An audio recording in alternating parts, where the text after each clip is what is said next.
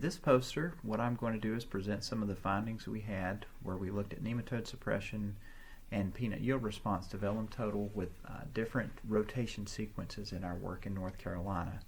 So very quickly, we established rotation trials many years ago with different sequences, some what we would consider good rotation, some to be poor.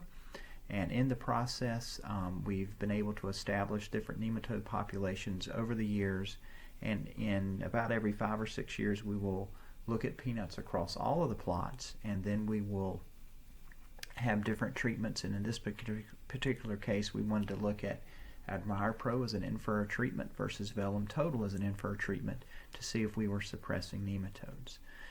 To get very quickly to the results, what we found when we looked at nematode populations in soil, plant condition, and also yield is we had no impact of the in-furrow treatments on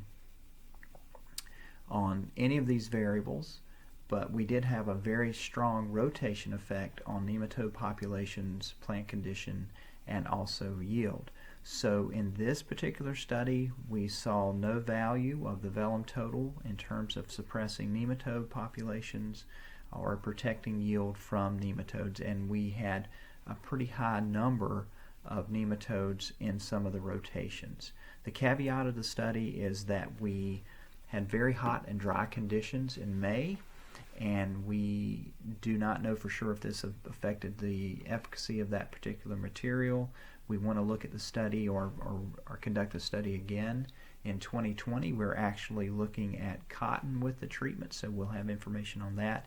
2021 we will certainly have peanuts, and we will essentially be repeating what we did in 2019. This work was funded by the North Carolina Peanut Growers Association and the National Peanut Board. Thank you for the interest in our poster.